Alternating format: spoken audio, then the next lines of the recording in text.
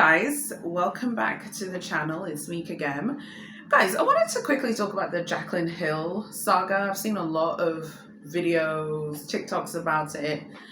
It's Christmas, so I have, more time than normal. It's my favorite time of the year. Obviously, Jaclyn Hill is a massive beauty guru. She has lots of followers. She has way more followers than me.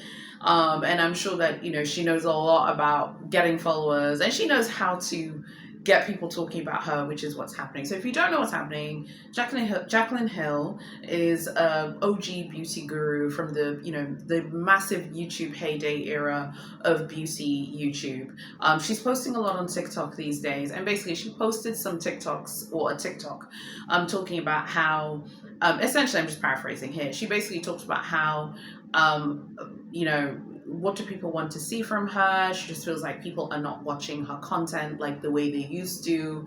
And it was basically just her kind of, discussing that and trying to figure out like what's going on with her audience, like why aren't people watching as much? So it sparked a ton of debate about the sort of influencer era, the YouTube era, and all these things. I think that Jaclyn Hill did try and do a business, like a beauty brand. I don't know. I think she closed it down. I don't know because I don't follow and keep up to date with her that much, just periodically. Of course, she is really wealthy and has made lots of money from this, because on TikTok, you would see her show off like her very luxurious, glossy lifestyle.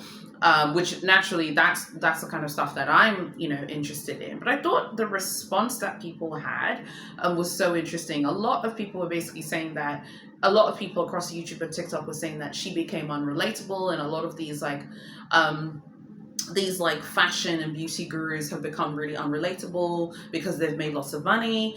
So I wanted to just kind of share my thoughts. I think I have a different perspective, and I think definitely, like, working in the marketing industry, I think I also can share some thoughts as to why things feel the way they are. I think the first thing to note that's super important: views are down for everyone. It's really funny. Like a few months ago, I was in a marketing call with a potential client, and the client was saying across the board, previous agencies he's worked with or other influencers, they're not bringing the returns that he expects as a brand. Now, I can see both sides. I have a marketing company, but I also have my own businesses where I use my marketing expertise to make money for my own brands, right? So I can see that views are down. Internet penetration is up, but social media views are actually down across the board, with exception obviously of like current affairs and politics and international affairs, current affairs. That's the type of stuff that has lots of views. But with exception of that, views are down. So I think it's worth noting that for everyone, views are down. Like, she's a massive channel. She has millions of followers. Her views are down.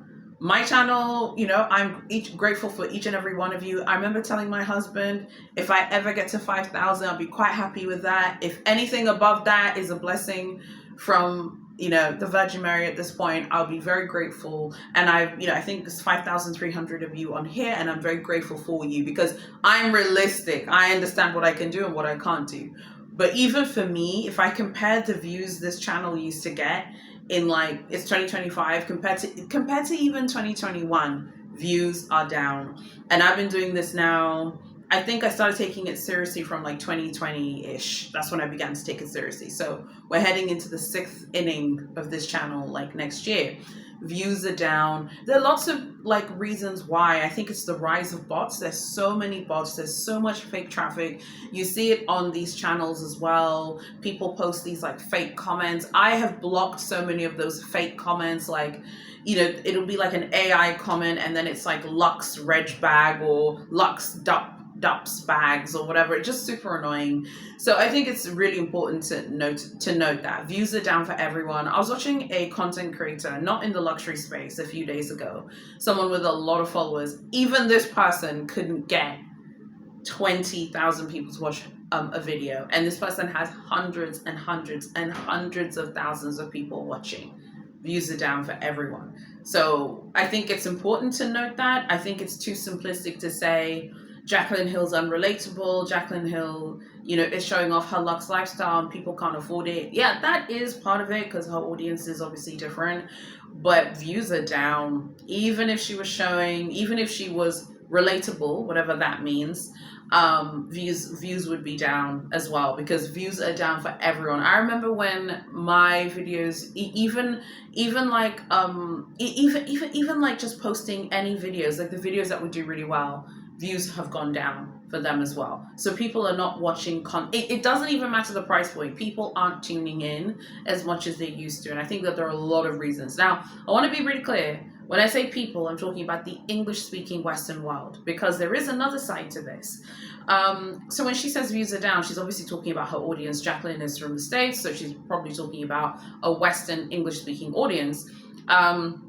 But I think it's worth noting there is a lot of opportunity to gain support in countries that are in the global south, in countries that are non-Western speaking non-Western, but also critically in non-English speaking countries. Why? Okay, well, I have been finding that I am gaining more success opening up my content to people who don't speak English. So you've noticed on my channel, periodically you'll notice that I put videos with subtitles that have actually been created for the video, not AI. I found something out when I was basically trying to relaunch the channel after coming back, when I came back basically last year. And what I realized was, what would happen is people who are watching from another country but don't speak English, when they see that there isn't a subtitled caption file added to your video, they don't use the automatic translations because they don't trust them. People don't trust the AI translations, and for good reason, because they're not particularly accurate. So if you put your own subtitles that you upload and people click on the CC logo and then see their languages up there, that makes people feel like, okay, this person has bothered to create subtitles so I can understand them, and they want to support you more.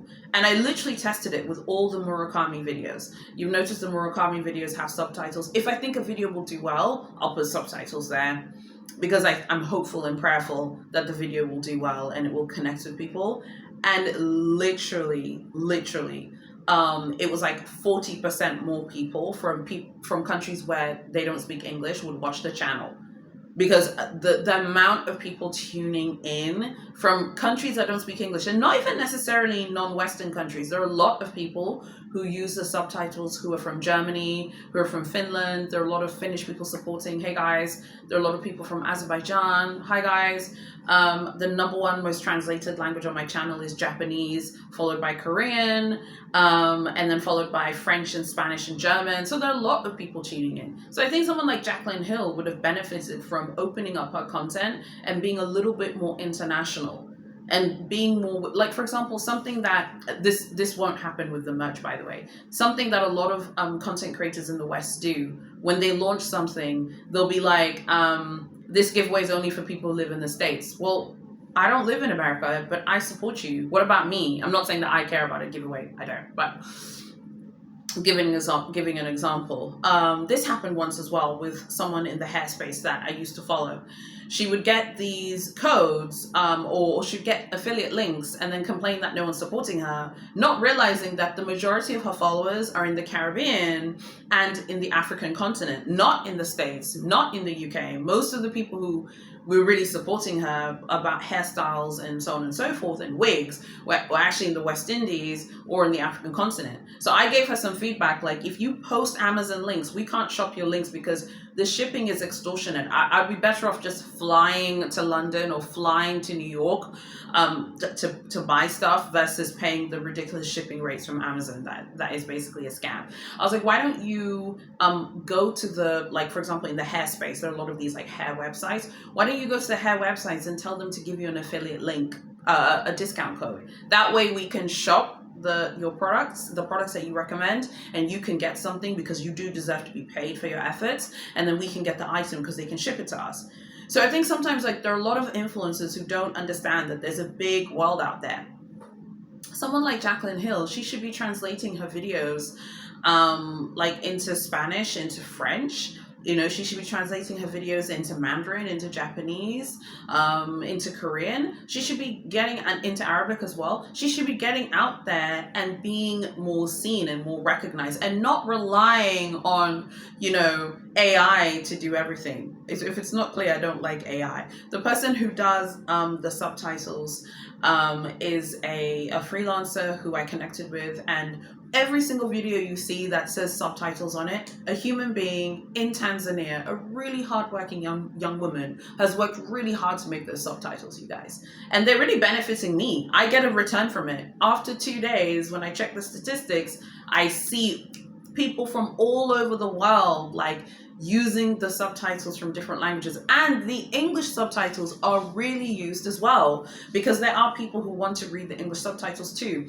So I guess I'm saying that people like Jaclyn Hill, I think that someone like Jaclyn Hill, she can afford to invest in making her content more international, translating her videos, maybe even like investing in dubbing some of the videos in different languages so that people can listen if they so choose, because not everyone wants to read subtitles, and make the content more international. Someone like Jaclyn Hill, she's really, really famous. She probably has 2 or 3 countries where people really like her. Maybe she can do a meet and greet in those countries. I think it's just too easy to be like, oh, no one wants to watch my channel, this, and then at the same time, the people who post the commentary videos, luxury's dead, influencers are dead. No, they're not, you guys. Influencers still make lots of money. There's still heaps of money to be made. If you're watching this and you want to be a content creator and influencer, there is always going to be a demand for influencers and content creators. People can say no, but the numbers don't lie. People love watching unboxings, love watching hauls, love watching people milling around, living these big glamorous lifestyles. I think that maybe for someone like Jaclyn Hill, it's the fact that people saw her sort of coming up, being successful, so maybe they can't relate to her posting maybe a high-end, more luxurious lifestyle. Me personally, I think it's better to be authentic. So if that's the life she lives today, I don't think that she should hide it. I've seen some people say, like, Becca Bloom is different to her and Michaela and other people because she was born into wealth. Well, first of all, Becca Bloom's not the only rich person on TikTok. Okay, there are lots of rich people milling around on TikTok and YouTube. She's one person with one perspective. Me personally, it's not for me. I think it's just not content that I'm personally interested in. I've told you before, I've really been enjoying a lot of content creators from like the Middle East and Asia who are posting on YouTube and TikTok and who show hauls, but in their native languages. I've been finding that just more fun. I feel like they're so transparent, and I'm personally a fan of more transparency. I don't think that her brand is particularly transparent, because I've said this before, I don't like when people who are really loaded and really wealthy give tips and advice to their audience. It kind of comes across a little patronizing.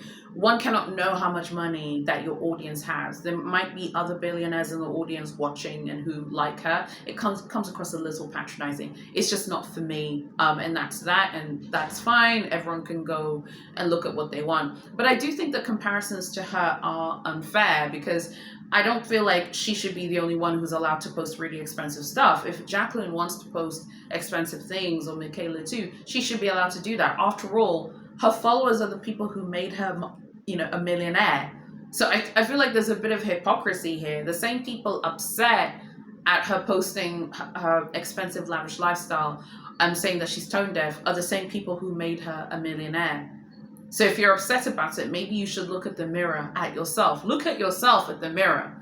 I think that the expectations for influencers are really, really high. Influencers have basically surpassed celebrities in terms of relevance. No one really cares what celebrities are doing right now.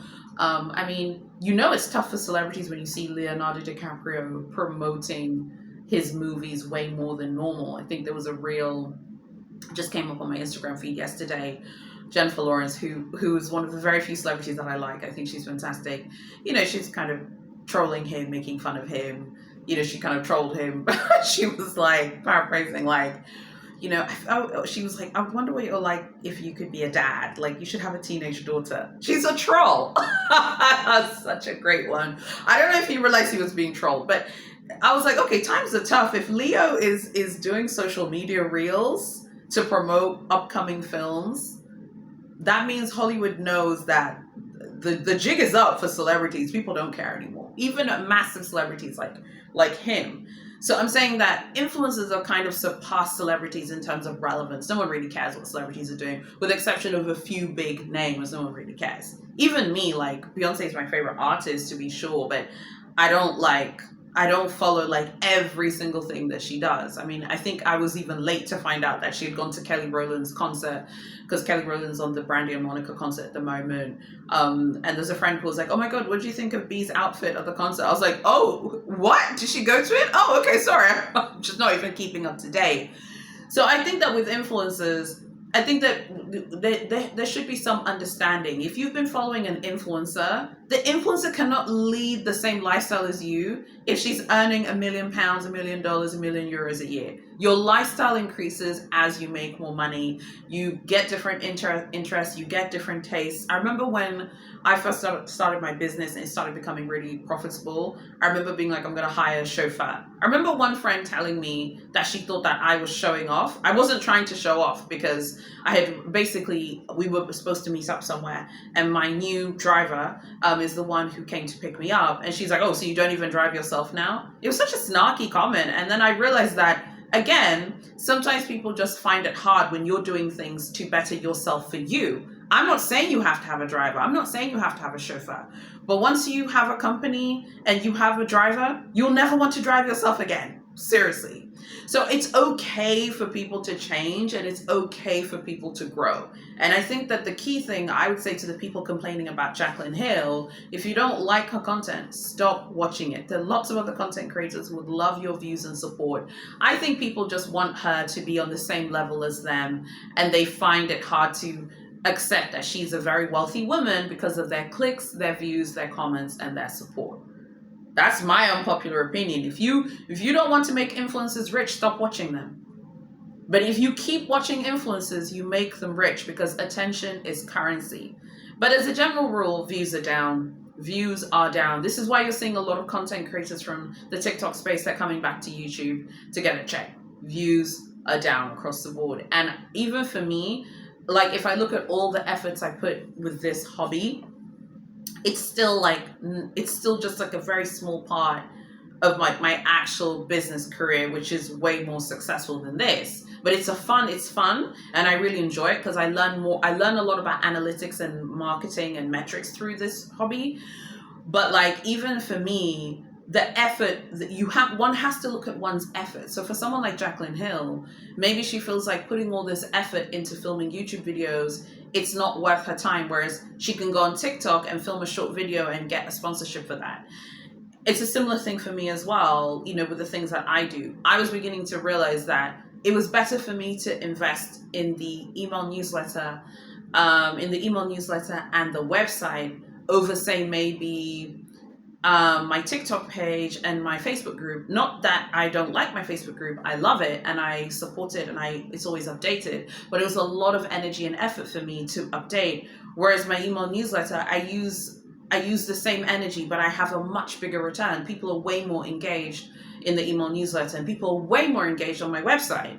So what she's a human being. It's okay for her to say, what's wrong? How come things aren't happening? But at the same time, as a marketing glamazon, I would tell her, girl, you have also been sleeping at the wheel. Trends are happening. Things are happening. Where have you been? I don't think that she should have to dim her light. I don't think she should stop showing luxury unboxings. But I think she would do well to, if you're gonna go the luxury route, go the luxury high-end route completely. Okay, or go the lifestyle route. But if you're gonna do a little bit of Amazon but do dupes and then do luxury, that is going to upset people for sure.